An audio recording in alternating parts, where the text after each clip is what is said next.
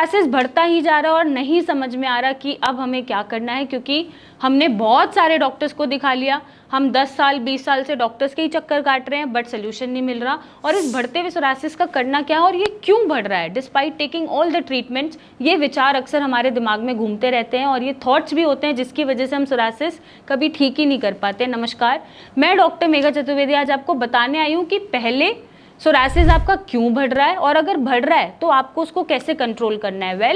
अगर मैं बात करूं सोरासिस की तो इसकी 3 स्टेजेस होती हैं। पहली स्टेज प्रोग्रेसिव स्टेज है जिसमें सोरासिस आपका बढ़ता है, पपड़ी बहुत ज़्यादा बनती है, रेड है पूरी बॉडी, इन्फ्लेमेशन है, स्किन सेल्स पे खुजली है, जलन है और बहुत डिस्कम्फर्ट बना हुआ है। तो जब ये स्टेज बढ़ते बढ़ते बढ़ते पूरी बॉडी को जितना कवर करना है कर लेती है, उसके बाद ये एक स्टेशनरी स्टेज पे आती है जब आपका सोरासिस ना कम होता है ना बढ़ता है, लेकिन रेड इन्फ्लेमेटरी पैचेस रहते हैं, इचिंग भी रहते हैं, बर्निंग भी रहते हैं, बट बढ़ना रुक जाता है। वो एक स्टेज होती है स्टेशनरी और ना ही वो ठीक होता है। देन उसकी आती है रिग्रेसिव स्टेज जब सोरासिस आपका ढलना शुरू होता है, पैचेस आपके ब्लैक होते हैं, इचिंग कम होती है, रेडनेस कम होती है, फ्लेकिंग कम होती है और आपके पैचेस क्लियर होने शुरू हो जाते हैं, जो अक्सर ट्रीटमेंट जब आप लेते हैं तब ये स्टेजेस को आप फेस करते हैं। और रिग्रेसिव स्टेज तभी आती है जब आप कोई दवाई ले रहे हैं और अपने सोरासिस को कंट्रोल करने के लिए सही चीज़ें चूज़ कर रहे हैं। अब बात हो रही है यहाँ पे सोरासिस के बढ़ने की, तो प्रोग्रेसिव स्टेज में आपकी बीमारी चल रही है, तो ऐसे में क्या रीज़न हो सकते हैं बढ़ने के। सबसे पहले ये रीज़न हो सकता है कि अभी तक जो आप ट्रीटमेंट ले रहे थे वो स्टेरॉइडल ले रहे थे, अंग्रेज़ी दवाइयाँ ले रहे थे, जब तक ले रहे थे तब तक आपका सोरासिस स्टेबल था, बट रोकने के बाद वो दुगनी तेज़ी से और दुगनी रफ्तार से और दुगने अमाउंट में आपकी बॉडी पे निकल के आया और आपसे कंट्रोल नहीं हो पा रहा। नंबर 2, हो सकता है कि आपका लिवर डीअरेंज्ड हो, स्टेरॉइड ले लेके आपने अपने लिवर लेवल्स ख़राब कर लिए, जिसकी वजह से लिवर में टॉक्सिन्स बाहर नहीं जा पा रहे, वहीं एक्यूमुलेट हो रहे हैं और आपका सोरासिस भी ट्रिगर हो रहा है या बढ़ रहा है। तीसरी चीज़ ये भी हो सकती है कि आपने उसको इतना ट्रिगर कर दिया है अपने इम्यून रिस्पॉन्सेस को कि वो आपके अगेंस्ट द बॉडी और एग्रेसिवली रिएक्ट कर रहे हैं और ये रिस्पॉन्सेस दे रहे हैं। अब उसमें हो सकता है कि कोई डाइटरी नेग्लिजेंस हो, आपने अल्कोहल नॉनवेज का इंटेक बहुत फ्रीक्वेंटली और बहुत ज़्यादा मात्रा में किया हो, या ऐसा कोई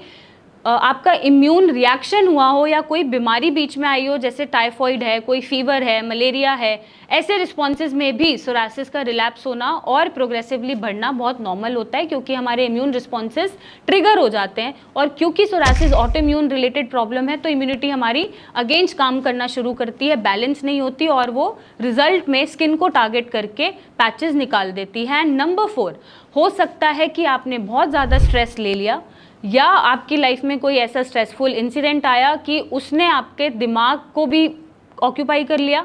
आपकी बॉडी को भी ऑक्यूपाई कर लिया, आप इतने सोच में हैं, इतने परेशान हैं, इतने स्ट्रेस में हैं कि बीमारी आपकी ट्रिगर हो गई, कैटाकोलामाइन्स ज़्यादा रिलीज हो रहे हैं जो अल्टीमेटली सोरासिस को रिलैप्स कर रहे हैं या बढ़ावा दे रहे हैं और आपका सोरासिस बढ़ रहा है। और इनके अलावा कोई मेजर कारण होता होगा जिसकी वजह से सोरासिस बढ़ रहा हो या फिर आपका रिलैप्स हो रहा हो और इतना अग्रेसिवली बढ़ रहा हो। अब आपको करना क्या है? सबसे पहले तो आपको जो स्टेरॉइडल इंटेक है जिसके विड्रॉल की वजह से सोरासिस बढ़ता है, तो उस विड्रॉल के दौरान आपको पेशेंस रखने हैं और काम रहना है, क्योंकि आप जब तक स्टेरॉइड ले रहे थे आपकी बॉडी में आपकी दवाइयों ने इम्यूनिटी को सप्रेस किया हुआ था, जैसे ही आपने छोड़ा वो बहुत ही अग्रेसिवली बाहर आया। तो ऐसे में आपको पेशेंस रखना है और उसके पेशेंस के साथ साथ जो भी आप इलाज ले रहे हैं, किसी भी डॉक्टर को अगर अप्रोच कर रहे हैं, चाहे वो आयुर्वेदिक हो, होम्योपैथिक डॉक्टर हो, अदर देन स्टीरॉयड, तो आपको पेशेंस रख के इलाज लेना है और उनसे कॉन्टैक्ट करते रहना है, इंटरेक्ट करते रहना है कि कैसे